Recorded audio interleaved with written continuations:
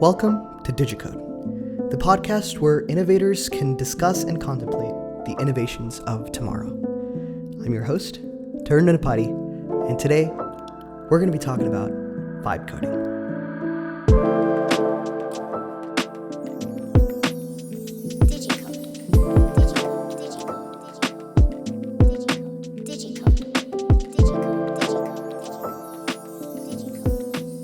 Vibe coding has taken the world by storm ever since that first tweet from Giorgi Kobaidze that coined the term vibe coding. A level beyond AI-assisted coding, vibe coding is the true fusion of generative AI and natural language to the point where anyone can code up anything using plain English. Imagine a consultant writing a scraper script to help them go and collect data, but never knowing how to code. Imagine an artist who's vibe coding up a website to go and showcase their art to the world. There's a promise of a new world where anyone can vibe code anything, and that gives such immense power to the common man to do amazing things. But there's risks to it. Recently, there have been stories of people who've been vibe coding applications and releasing it into public only to have it hacked and destroyed in a matter of seconds. People are releasing features that are breaking in seconds because they've not been properly tested in vibe coding. So where is the balance? How do we properly do vibe coding? And what are the true implications for tomorrow? To explore this, I'm talking to Giorgi Kobaidze, a principal software engineer at Singularity, who has also written articles on the dev platform about software architecture, engineering, and recently, vibe coding. So without further ado, let's Digicode.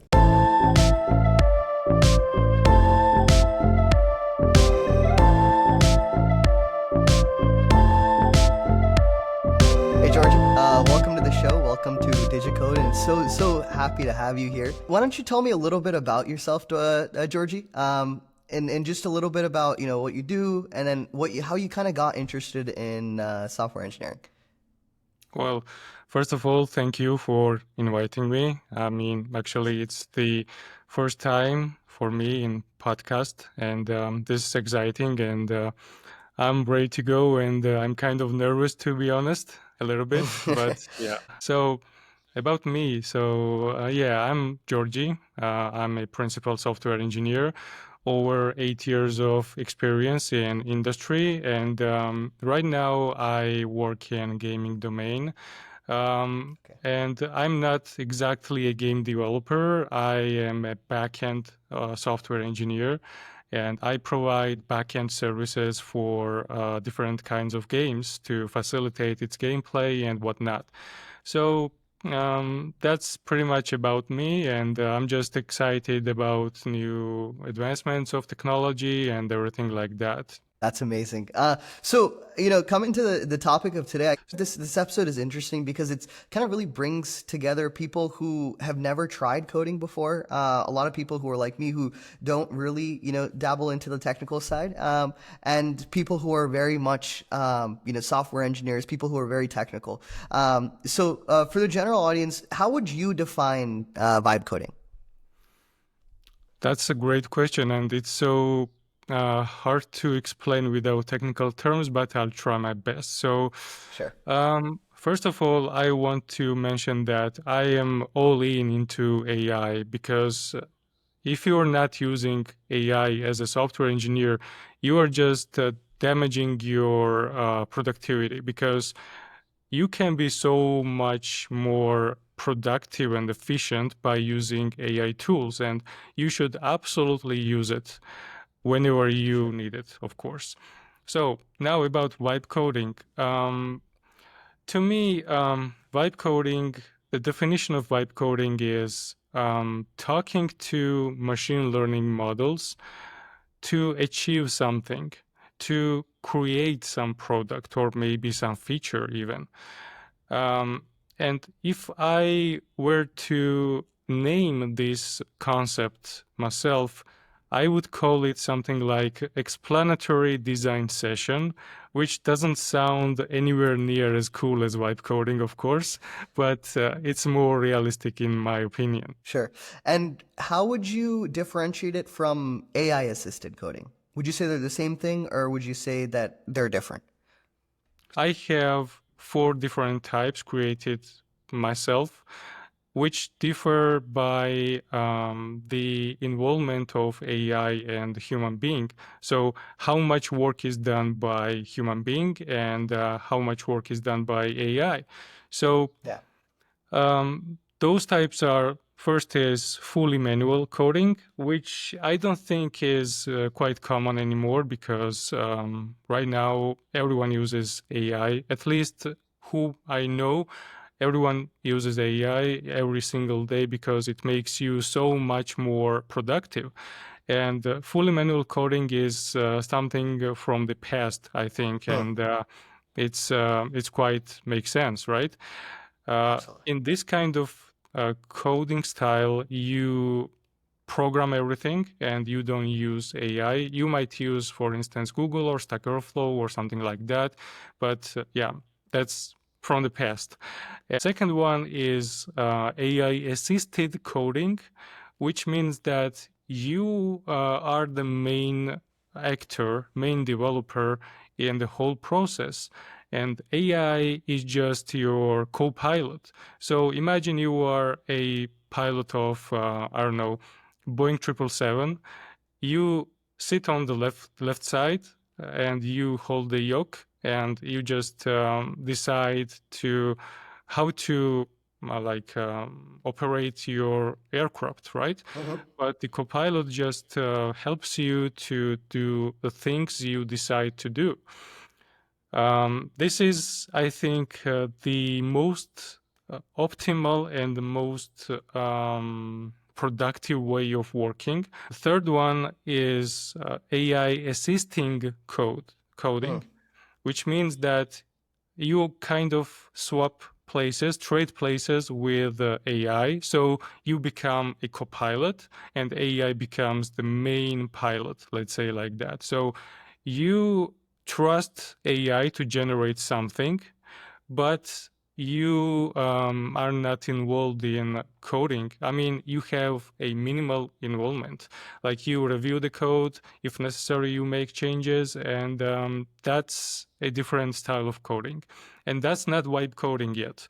What Okay. vibe coding is the fourth category in which you don't code anything. Like you might don't know coding at all and programming basics even. You just tell AI, hey, can I build a NASCAR game, for instance? Hmm. And AI just codes it out for you, and you don't even review the code. And that's, I don't know, some people like it, some people dislike it, but it still needs to be tested. Yeah. Okay, that makes perfect sense. And I think it's a very interesting topic, right? Because there's a lot of there's a lot of people who are just going to vibe coding and saying it's like the future. We don't have to, write actual like Python lines or Java lines anymore because it's just all natural language, right? We're just talking to the computer and writing it. But there's also the other side of people who I've seen in my research that and these are experienced software engineers who are coming and saying, hey, like, it's not just, you can't just go in and code without really knowing how to code. And so I'm kind of stuck between this vision of, being able to code without like by just saying it, right? To the point where, anyone like a layman who's like let's say a plumber who's building like a tiny robot can just go to chat GPT and just ask it to write the code or the brain of that robot. Or to like a designer, a graphic designer who just wants to like, write a few, lines of English and just code up a website. All the way to like a very experienced software engineer who's able to use this to really advance their own code workflow. But to that extent, I guess what part of this would you say is the vibe? Because I know you wrote a whole article about this, right? Could you speak a little bit about kind of your overall stance on vibe coding and what you feel its impacts are on society as it's going today? Okay, that's a deep question, and I'll try to answer as best as possible. Sure. So, let's start with negative aspects of vibe coding and leave positives for the end. So, possible problems that I see in vibe coding is that because it's not coding and you are not involved in coding as a software engineer, that takes um, a lot of abilities from you. For instance, if you are not familiar with the coding concepts and also security or scalability or performance and whatnot, it's gonna be really tough to build a software using AI that is capable of doing all of those things well. And what I mean by that, we've had a lot of cases. I mean, you might also heard of some cases where the people created some kind of software which went live, and a couple of days later, it had so many security issues that the whole thing just failed. So that's a great example what wipe coding can cause if the security risks are not addressed appropriately. So, and we live in not really perfect world, and there are people who will exploit every weakness of your system, especially if your business is taking off and making some money, or maybe even if not, they will just do it for fun. And these things happen every single day, and we should aware of that. Um, when you are a experienced software engineer, you consider these risks and you address them. So you need to know how to do it right. And if you're not trained, you're not gonna know how to do it. Of course, AI will suggest something, but it's not necessarily true. And from developers' perspective, I mean, the technical people's perspective, telling AI what to do in general is a little bit boring, to be honest. I mean, it can be fun, like a couple of times, but in general, we love coding. We love designing systems ourselves and getting the enjoyment out of creating something by our hands. It's pretty bad to maintain a software that is written by AI because AI can write a software in a very inefficient way. And after that, when you have to maintain it, it can be really hard to do it because Yeah. you don't know why that design choice was used. And also, you don't know why that particular architecture was used and things like that. There are some issues with dependencies as well. Hmm. Like, for instance, AI can suggest frameworks, libraries, and technologies that might not be fully suitable for the context. You are the one who should be understanding the context, not the AI. So, if AI suggests something, it might be technically true, and it almost always is, Hmm. but in the particular context, it might not be too good. And last but not least, we have so many high-level languages right now, like C Sharp, Java, and things like that, like Python as well, as you mentioned. And they are already so abstracted Hmm. compared to languages like C, for instance, which is Hmm. very low-level language. And you don't even have to worry too much about like memory allocation, garbage collection, and things like that. But this abstraction is a precise abstraction, let's say strict. to be honest, because when you write the same code twice, doesn't matter how many times you run it, it outputs the same result. And say it, for instance, C# generates the same intermediate language code, which is then translated by the machine code every single time you run it.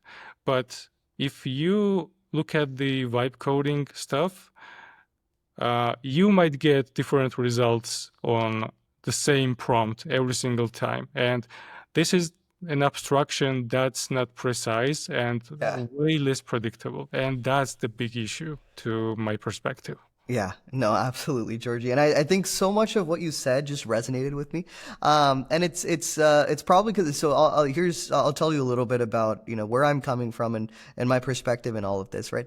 And it's essentially that I come from a non-coding background. I've tried to code, and I think the biggest challenge for me has always been debugging, and because I cannot, I've taken a bunch of courses and I sit there, and as soon as I hit like an attribute error or like some sort of red thing comes up on my computer, I'm just like, this is so tough, and I'll go try to find where that is, and it ends up being like I missed a semicolon or like I missed an indent, and then I'm like, this is crazy. For the amount of time I'm put in. But again, I understand from the software engineer side, and I think there's a certain enjoyment that software engineers, a lot of my friends I talk to, look at this more as like I'm trying to solve a puzzle, right? As you said in the beginning, that when I come to a problem or when I see a problem, I need to figure out how I can go and solve this, and that's the enjoyment I get in doing this profession, and I really respect it. But I think there's a lot of people who would love the benefits of coding, where I can create certain applications, create software that can do stuff for me, but not really want to go through, all the hassle of trying to figure out these puzzles, and really learning this side. And I think I'm one of them, right? So I tried out vibe coding, and I tried building out, I was working on like a LinkedIn scraper kind of tool, that I use a lot in my work. And I was trying to see, okay, can I do this, just scrape LinkedIn. And initially it worked great. It logged into LinkedIn. It was using Selenium, and it clicked a bunch of buttons, and I was like, okay, this is working perfectly. And then I was like, okay, now I need to like search a little bit more. I need to add a little bit more functionality. And then suddenly I think LinkedIn's anti-bot detection just started, spasming, and it locked me out. And then I was working with the LLM to try to do a little bit more, say like, hey, this is what happened. Can you do workarounds? And it tried many different strategies, but I guess the vibe coder is not as good as an actual engineer who's kind of building this out. And I just didn't really understand any of the code that I was building out, but more so just, okay, I'm just going with the flow, going with the vibe, and just trying to figure out how to, bypass these issues, these problems, by just using code. And so I guess I kind of just want to decode how I fix these kinds of things. And maybe in your vibe coding or your, AI assisted coding workflow, how did you come across these things? And what is the solution? Sure. So first of all, I will start mentioning the good things that comes with vibe coding and why it still has a place in software engineering. And there are some good things that can be done by vibe coding, like you mentioned, for instance, your case. And also, I see a lot of areas where vibe coding can be pretty useful, to be honest. For instance, we as a software engineers write a lot of code, right? And we need to have some kind of initial setup for our code, like boilerplate code. You might have heard of this term. This is the code which is really repetitive, and you just write it all the time. And for instance, when you set up a new application project, you just have to write it over and over again and things like that. So I think that vibe coding can be useful in that regard to automate this stuff, like for instance, generating the boilerplate code, the initial code for you, to then just start coding of the features you want to develop, right? It Sure. might not be applicable all the time, but still, it can be a really good idea to use vibe coding for it. Also, these project managers and other people who are not technical have pretty hard time explaining developers what to build Yeah. and what to implement. And they sometimes even have hard time understanding clients' requirements, Hmm. especially if you are like inexperienced project manager. It's gonna be really hard to understand developers' perspective. So what I'm suggesting to this kind of people is to use vibe coding Sure. to generate demo projects, to show these demo projects to clients to Hmm. clarify the features and functionality they want. And it will be it will give you the full picture what to build, right? And it won't Yeah. take too long. And also they can use the same demo project to Hmm. show this to the engineers so that they can also get the idea what the project managers want. So Sure. they will have all the information, and they will just try to implement it as well as possible. And I see a lot of potential in that regard in vibe coding. And last but not least, I think vibe coding can be excellent tool for dipping toes in creating products. I mean, I know many people who want to be a software engineer, but don't really understand the power of the software engineering. So what I suggest them is to ask AI what AI can build. Like it can be like Claude, it can be GPT or any of those models, and try to generate the code based on those requirements and those ideas. Absolutely, George. You know, you couldn't have said it better, man. I think there's that last part is really what I want to focus on, right? Is because I think there's a lot of benefit when you're talking about being able to the explainability that comes with using AI, and it's really beneficial not just to to project managers or people who are non-technical who are you're showing a product to and saying, hey, are these features right? But also people who just want to start building, but don't really know how, right? I think we're Yeah, in an age where, it becomes so much easier to learn how to code because there's literally your personal teacher like right next to you, right? exactly. And whatever project you're working on, you don't have to go through stacks and stacks of, Stack Overflow. And it's just you have, a resource that you can use to just ask questions rather than just saying, hey, write me a thing. You're asking, why are you writing like this? And you really start to really understand. So I guess to that extent, for people who are trying to really get into learning how to code, for people who are who've never touched code before, or people who are not really efficient with it, how do you use ChatGPT or Cursor or Claude Code to really understand how can I code? How can I learn to code? Mm, great questions. First, if you just want to understand the possibilities and you are not going to build anything serious or something that will be applicable in terms of commercial value, Mhm. I think you can you cannot go wrong with that. You can ask anything like build I don't know F1 game or build like something so some kind of system like for instance a calendar where I can manage my own events on or something like that. But if you are trying to build something that will earn some money or maybe go to production or do something serious, that's where you want to take a step back and think about the possible risks and possible scenarios that can play out.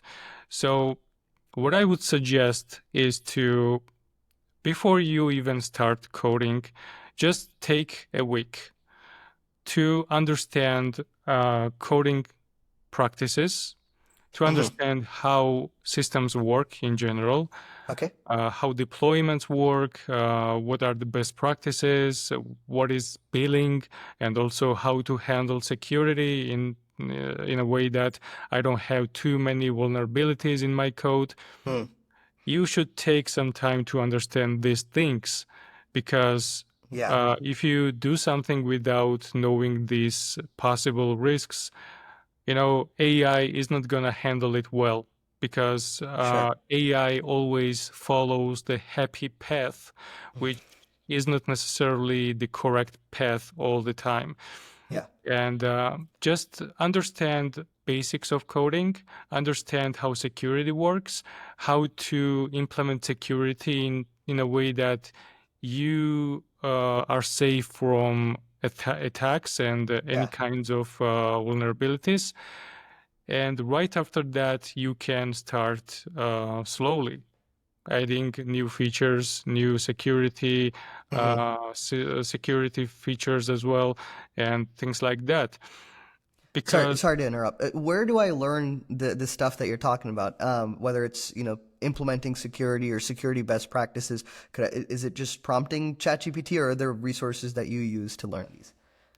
you can use ChatGPT, for instance, to learn this kind of things, but I'm not sure if it's gonna be enough, because maybe you can also talk to someone who is familiar with this kind of things, like a friend or colleague Sure. who is a experienced software engineer, and just understand what can go wrong, so that you have some kind of insurance.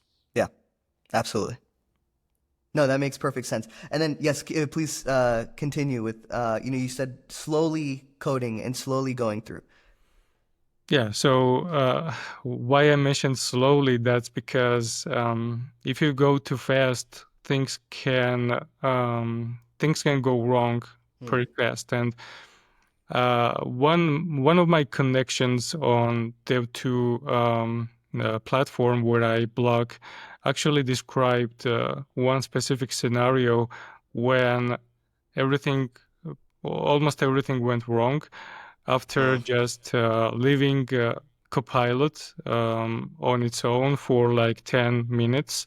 And she actually wrote a great article about that. What she was mentioning is that you should always be very specific how you configure your Copilot, because if you just unleash your Copilot, it's gonna do things that you don't even expect. Like, for instance, you need to change something in one feature, and it might change other things in other parts of the code, which is not really relevant.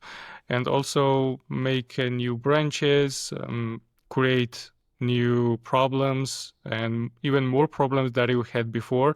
And I also have this kind of example myself. So there is one specific file called project template.json, and it's just a configuration file. It's nothing fancy. So I asked ChatGPT about that because I wanted to solve it quickly, and I thought it would be able to solve it in one prompt.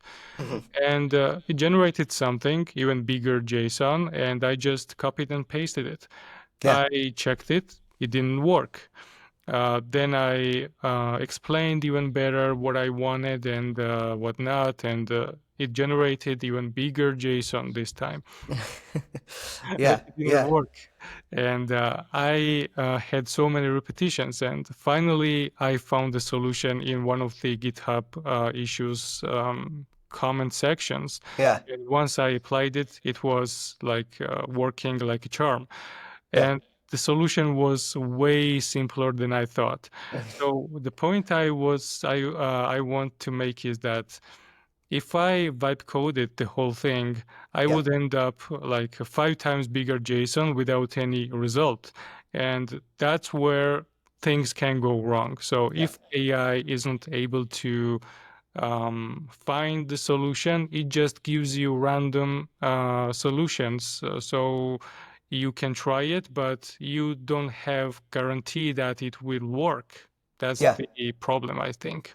Yeah, no, that makes perfect sense. So I guess there's one last question, and this is kind of one that I keep hearing when I'm talking to people on the road. Just I'm going by, and I think the market's all like software engineers are dying out. Like it's a job. All those jobs are going away. And what? Maybe before this episode, I probably believed that, but after talking with you, after really understanding, doing my own research on how much, AI can actually replace software engineers, I really don't know, because I think there's a value to experience, there's a value to really understanding how the code works, how architecture works, and stuff like that. So I'm going to pose that question to you. Do you think that software engineers are going to get replaced, or if not, how do you think that job is going to change? Yeah, so I think that's the best question and also the most controversial questions as well. So, um, yeah, that this is also a tough question, to be honest, and I'll try to answer as well as I can. So, Sure. um, to be honest, I don't believe that software engineers will become obsolete Okay. because software engineering isn't just coding. And I Yeah. repeat it over and over and over again. It's problem solving, Yeah. right? And problems are so diverse. I just have one question for you. Sure. Personally, which is easier for you, like beating a champion, chess champion, Mhm. grandmaster, or driving a car to work? Driving a car to work. Of course, no brainer, right? Yeah, absolutely. So then why is it so that AI is so good at beating those champions? I mean, Yeah. everyone has the application in their pockets, in their smartphones, that can easily defeat the champion, but AI Yeah. still cannot drive a car perfectly. Just like, Yeah. I mean, there are many bad drivers out there, but in average, human being is still better driver than AI, even though Absolutely. driving a car is way easier than beating a chess grandmaster. Yeah. Yeah, So absolutely. why do you think it's like that? What's your opinion about that? Well, I mean, Tesla is making strides, and so is Waymo. But I would still say that we've cracked, beating a grandmaster in probably what 1970 something, and then we're just now getting to, Oh, yeah. trying to be able to drive. But no, I think it's to that extent. There's certain types of problems and certain adaptability and certain ways to solve problems which we as humans know because that's the way our mind has developed, right? I'm a big fan of, I mean, since you're posing this question to me, I'm a big fan of Yuval Noah Harari, who wrote Sapiens, and in it he talks about how we as a species have really been able to advance because of, one, we know how to work with others, but two, we know how to solve problems when they come up, no matter what happens, through our power of imagination or through our power of trying to, or hope. There are so many things that drive us to be able to solve certain problems which AI or a rule based program cannot solve because it can't think outside its box. Sure. But I don't know if that's the answer, but what do you think, Georgie? Yeah, that's where I'm going right now Okay. with my answer. So, thing is, if you look at chess, it has strict rules. I mean, yeah, there are so many different combinations in chess, almost infinite, but it's not really infinite, is it? So that's why AI is good at it. because it can calculate maybe most or maybe even all of the combinations that can be applied during Yeah. the chess game and still beat the grandmaster.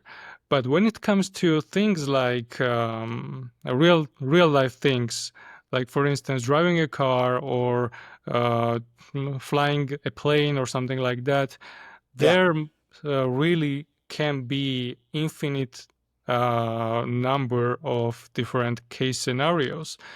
And for instance, when you drive a car and you see in the car in front doing something unusual, you can actually tell that if you're an experienced driver that there is something wrong with it. Maybe the taillights aren't working, maybe the Yeah. brake lights are out of order or something like that.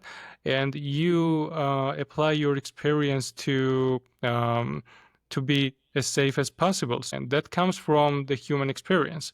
So my point is, AI can be perfect at things that human beings are bad, pretty bad. And other way around, human beings can be really good at things that AI cannot do at this moment. I'm sure we'll have AI driving cars and cabs and things like that in the future, but right now it's the reality. So Yes. to return to the question, what will change? I think software engineering isn't going anywhere because, as I explained based on this example, software engineering is a problem solving, and in real situations, you have infinite number of cases and scenarios. And I worked in so many companies and so many domains, and Yeah.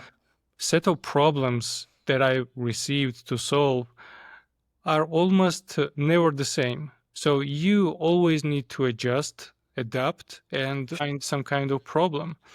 And that's where the software engineers can shine. I think a good thing about invention, this kind of inventions and technological advancements, is that it reduces repetitive work.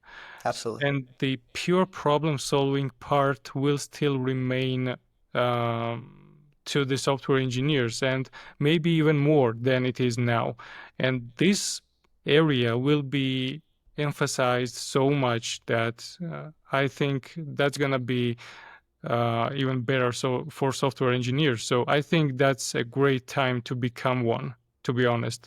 If someone's uncertain whether or not it's a good idea to start working on their software engineering skills, I'm sure you will need it. So go for it if you think that it's for you. As developers, we always review our code.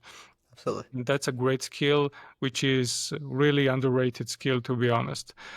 Um, Other than that, we have communication skills, which is also really important because you need to be a problem solver. And without good communication skills, you cannot be one. Also, critical thinking, because when AI generates something for you, you need to be as critical as possible. And Yeah. even if you receive something to review from other peer developer, you need to look at the code and be critical. Also, understanding the big picture, because most of the developers that I've known, they have quite a hard time understanding the big picture. And many Yeah. are just focused on writing code, which is not really good idea to do, because you are a problem solver at Yeah. first, and then you are a coder. You don't code until you solve the problem, and you don't have a concept how you should implement something. And this is really important to understand, because at some point AI will do coding and you will just be there to review it and make decisions. So Absolutely. you gotta be ready for that. And last but not least is understanding how AI works in general, because if you know insights and you know how it works, in the background, you have superpowers compared to others. So you Yeah. can generate more optimal and effective prompts, and you can be 10x productive when writing some software. So just focus on those skills and you should be fine. That's how I think right now. It might be wrong, I'm not sure, but I guess time will tell. Wonderful. Thank you so much, Georgie. I really think this whole conversation, I have a lot to reflect on, and a lot to just take from, what you said, because I myself am trying to, improve on many of these things and get the superpowers that you're talking about.